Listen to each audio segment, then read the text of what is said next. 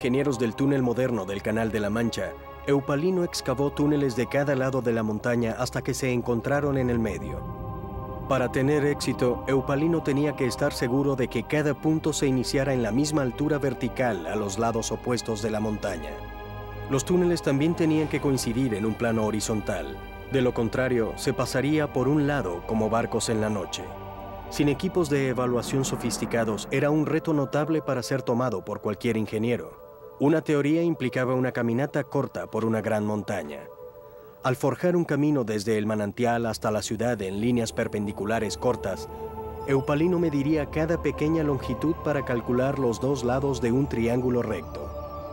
Como dos lados conocidos del triángulo, la hipotenusa se convertiría en el camino del túnel a través de la montaña. Lo que convirtió esta proeza prodigiosa de la ingeniería en algo mucho más asombroso es que no solo implicaba un túnel, sino dos. El túnel principal se excavó a una altura y longitud de unos 2 por 2 metros, pero solo se usaba como espacio de trabajo para excavar un segundo túnel, adyacente y por debajo del principal, que serviría como el acueducto propiamente. Mientras que se excavaba el túnel de trabajo en un plano recto, el túnel del acueducto se excavaba a lo largo de un lado y por debajo.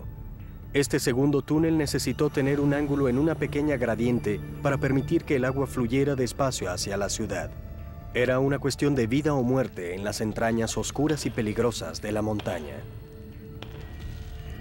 Una vez que estuvieron en las montañas, las dificultades fueron inmensas, porque la roca se puede mover de manera impredecible. El agua puede de pronto salpicar y causar estragos, así que esto era quizá un peligro constante. Aparte de eso, estaba oscuro y se debía iluminar. Debías saber constantemente en dónde estabas para mantener la línea recta. Luego de ligeros ajustes, los dos equipos se encontraron en el medio, casi exactamente donde Eupalino había determinado originalmente. Los pisos de cada túnel se conectaron con solo 61 centímetros de diferencia entre ellos, una discrepancia de menos del 8% de la longitud de 1067 metros. Este asombroso logro de ingeniería pudo haber sido el momento destacado del reino de Polícrates, pero sus aciertos políticos no se mostrarían tan brillantes. El gobernador en la costa de Asia Menor decidió que el grado de autonomía del que disfrutaba Polícrates no era adecuado para el desarrollo del poder persa y fue arrestado y brutalmente torturado y crucificado. Polícrates era solo un tirano entre muchos que gobernaron las ciudades-estados de la antigua Grecia entre el 800 y el 500 a.C. El poder de los pocos por encima de la mayoría era la única forma de gobierno que los humanos habían conocido, pero eso estaba a punto de cambiar. La ciudad-estado de Atenas iba a cambiar el curso de la historia del mundo. El visionario líder que lograría que esto ocurriera se llamaba Pericles. Su legado sería un monumento duradero en la Acrópolis ateniense que se levantaba por encima de las nubes. Una asombrosa pieza de ingeniería precisa, llamada el Partenón. En el 480 a.C., cuando Temístocles venció a los persas en la batalla de Salamina, él no solo salvó a Atenas, sino también a su joven democracia, la cual había nacido 25 años antes. Para Atenas, la era de un solo gobernante había terminado. Atenas era rica en poder militar, tesoros, tecnología e ideas. Estaba preparada para su edad de oro, y un hombre sería quien la llevaría allí. Su nombre era Pericles, un demócrata culto e intelectual que fomentó las artes. Pero Pericles también extendería el poder ateniense a través de cualquier medio, incluidas amenazas, soborno y fuerza bruta. Pericles provenía de una de las viejas familias aristocráticas de Atenas, así que provenía del tipo de antecedentes de familia en el cual se esperaba una carrera de liderazgo político y militar. Su ascenso al poder comenzó cuando fue electo, como hombre joven, a la posición de estrategos, uno de los 10 hombres que comandó el ejército y estableció la política extranjera. Era natural para la política y un orador dotado, Pericles fue rápidamente el hombre de estado de Atenas más influyente y poderoso. Pericles era el animal político típico, si se quiere. Este sujeto era un político, era capaz de hablar y convencer. Él estaba completamente dedicado a lo que hacía. Pericles se convirtió en líder de Atenas en el 461 a.C. Gracias a la flota de trirremes que Temístocles construyó, la armada ateniense mantuvo un poderío sin rival en el Mediterráneo oriental. Pero a pesar de la derrota del Imperio Persa en Salamina, la amenaza de otra invasión siempre se vislumbraba. En el 478 a.C., Atenas, junto con las ciudades-estados del Egeo, formaron una alianza de defensa mutua llamada la Liga de Delos, la versión del mundo antiguo de la OTAN. Para el 450 a.C., Atenas se había convertido en el líder indiscutible de la Liga de Delos, que no era más que el grifo de dinero para la ciudad-estado. Pericles, como el líder indiscutible de Atenas, encontró maneras de poner ese dinero en el mejor uso posible al construir grandes estructuras públicas que reflejaban mejor la grandeza de la ciudad. Ahora, según la leyenda, Poseidón, el dios griego de los mares, y Atenea, la diosa de la sabiduría, vinieron arriba a la Acrópolis para competir por la influencia política de la ciudad, y el resultado debía ser decidido por los habitantes. Poseidón golpeó el piso con su tridente y brotó una fuente. Luego Atenea golpeó el piso con su lanza y brotó un olivo, lo que sugería no solo la manutención para los griegos, sino también una posible salida para un lugar comercial. Así, Atenea se convirtió en la patrona de la ciudad. Con el pasar de los siglos hubo varios templos para Atenea, la mayoría de ellos destruidos, pero le dejamos a Pericles el darle al mundo un ejemplo más remarcable de la arquitectura griega en toda la antigüedad: el Partenón. Pericles decidió reconstruir el Partenón en la Acrópolis, al usar las bases que se derrumbaban de un antiguo templo de Atenas. Se necesitarían cientos de trabajadores y artesanos diestros para crear este magnífico templo. Costaría más que cualquier edificio que hayan diseñado los griegos. 30 millones de dracmas, en nuestros términos, miles de millones de dólares. Eso es una cantidad asombrosa, pero hay que tener en mente que era una empresa inmensa del Estado. La construcción del enorme proyecto de edificio comenzó en el 447 a.C. El Partenón sería del tamaño de 2/3 de longitud de un campo de fútbol. Sus dimensiones exteriores de 70 metros de largo por 31 metros de ancho. El primer reto era separar el mármol de una cantera en la montaña a 16 kilómetros de distancia. En total se necesitaría 30.000 toneladas de la fina piedra blanca. En la cantera, los trabajadores usaron las grietas naturales de la piedra para separar las planchas gigantes de mármol de la montaña.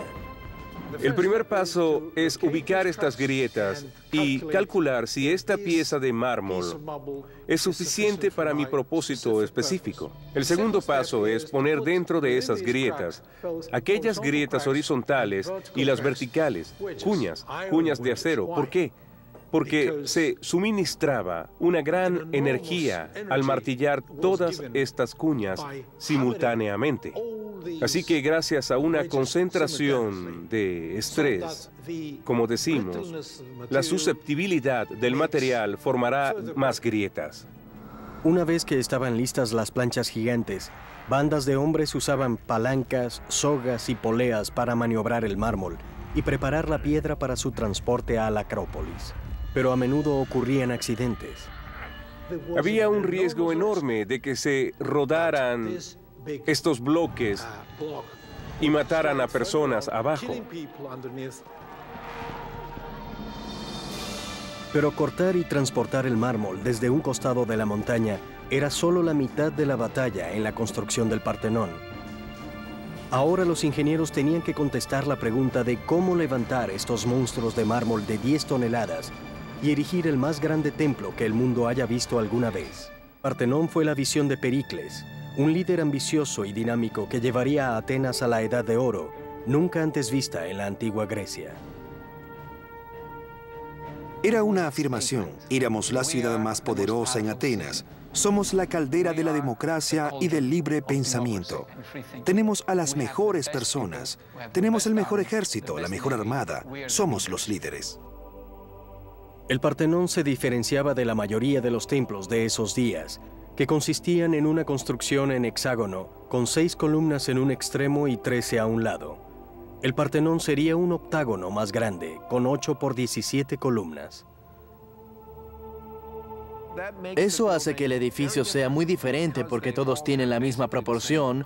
Cuando los haces más grandes, simplemente aumenta progresivamente todo. Hacerlo más ancho era darle una dimensión adicional. Las columnas suministraban el apoyo principal para la estructura. Cada columna consistía de 11 tambores separados, apilados uno encima del otro, como fichas. Estaban esculpidos para así encajar perfectamente cuando fueran puestos unidos en una columna. Para hacer eso, el tope de cada tambor se dividía en 4 círculos concéntricos, con cada anillo ya fuera alisado o moldeado, dependiendo de la cantidad de agarre que se necesitaba para entrelazarse con el tambor siguiente. En el centro de cada tambor, los mamposteros cortaban una muesca rectangular que medía unos 26 a 39 centímetros cuadrados y de 8 a 10 centímetros de profundidad. Los carpinteros luego insertaban tapones de madera en las muescas, que servían para alinear y centrar cada tambor con el que estaba sobre él. El reto siguiente era levantar los sumamente pesados tambores, en especial aquellos para las secciones de arriba de las columnas. Una columna sencilla del Partenón pesaría entre 63 y 119 toneladas. Una cabria es un dispositivo sumamente sencillo en el que tiene el aguilón y luego tiene una serie de poleas que, según conocemos, le da la posibilidad de levantar peso de, digamos, 10 toneladas al alar hacia abajo, solo 100 kilogramos. Los ingenieros anexaban la piedra a la cabria en una de muchas maneras. El método usado con más frecuencia era amarrar el extremo de la cuerda a la parte de arriba de un gancho de metal en forma de S, amarrar cuerdas más cortas al extremo del gancho y luego amarrarlo alrededor de estos 4 botones sobresalientes llamados pinjantes, que fueron dejados sin cortar del mármol para este mismo propósito. Típicamente, 4 pinjantes se dejaban rodeando el tambor o el bloque de la piedra y distribuía igualmente la fuerza necesaria para levantar el objeto. Las paredes que cerraban los espacios interiores tenían que ser colocadas acostadas con suma precisión, debido a que los constructores griegos no usaban mortero. Para mantener los extremos de cada bloque juntos, los constructores excavaban los extremos en un diseño de doble T. Luego se insertaban varas de acero para mantenerlos juntos. Después que las columnas y los bloques se colocaban en su lugar, los pinjantes que se usaban para levantarlos se desportillaban y se alisaban.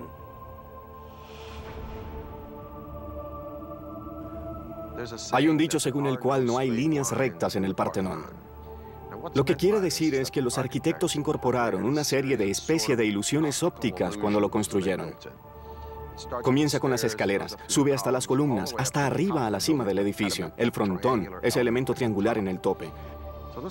Así que echamos un vistazo a las escaleras. Parecieran ser rectas, pero no. Al verlas más de cerca en el centro, se curvan y luego se reducen en el extremo. Este concepto continúa arriba en las columnas.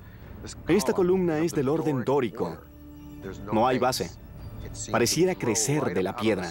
Cada columna tiene 20 estrías, lo que hace a la columna como ondulada cuando se le ve alrededor. Luego esa columna crece en diámetro en el centro y luego se reduce en el tope. Este es un proceso llamado éntasis. Estas líneas tan largas, que están más o menos al nivel del horizonte, tienden a curvearse.